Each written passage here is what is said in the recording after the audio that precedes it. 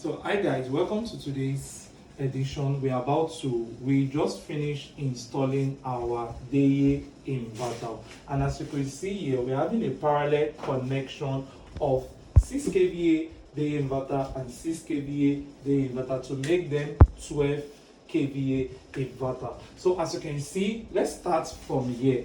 So this yellow cable that you are seeing from here is the one paralleling the first inverter, which should be the master, as you can see from this connection. So you can see from here, it's inside parallel 1 and it's going straight to the second inverter, which is parallel 2. So this yellow cable is the one communicating with one another to make them understand that okay, you can carry 5 kilowatt load and you can carry 4 kilowatts. So it says them and distributes the load with one another. So from the connection, as you can see, we have our input and output breaker. This is our input and output breaker, and you can see it comes from the inverter. Something I love about the inverter is that it's not like the one you'll be scrolling up and down. All you just need to do is to open, put it inside and close it back. That's it. Very smart and good. So from here it moves straight to the input, and the output also enter the output breaker. So from the input and output breaker, they all go straight to the bus bar. So down here we are having our input bus bar, then we are having our output bus bar.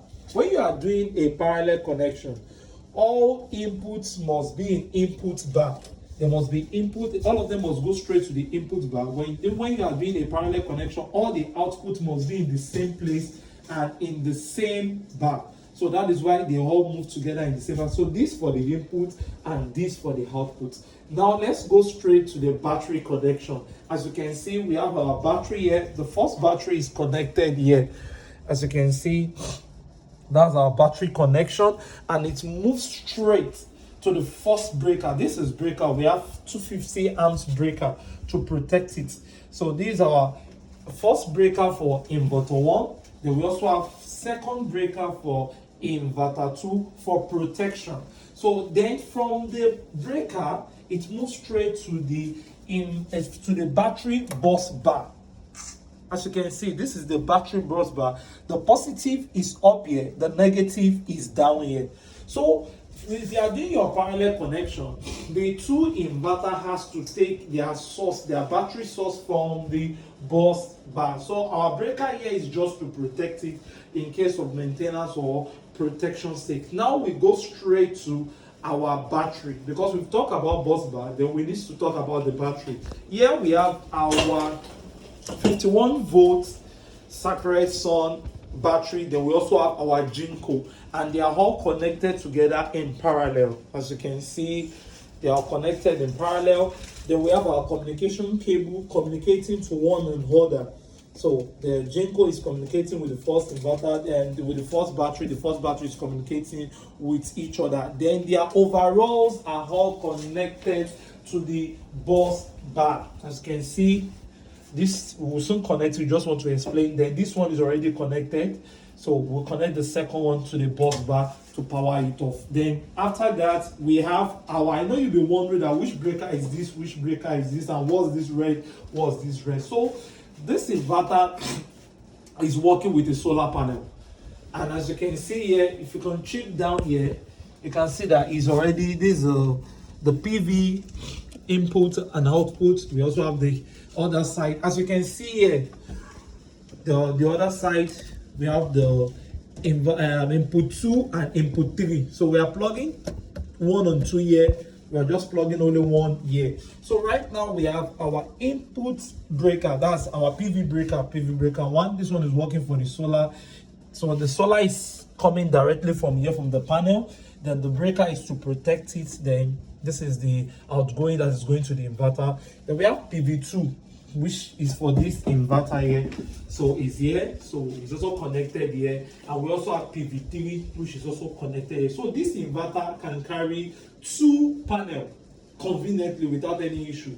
So if you have additional panel, we'll add it to the master here also, and it will work. Then we also have this red thing, we call it surge protector. it must always be connected with an earthing. It is very important. If you are installing any surge protector in your house and you do not connect earthing with it, it is wrong, because earthing is very important in every connection. And this is it. So we move straight back, and our earthing is connected to the bus bar, which is down here. You can see we have our earthing bus bar here, so it's rightly connected there. So this, and we are about to configure it very soon.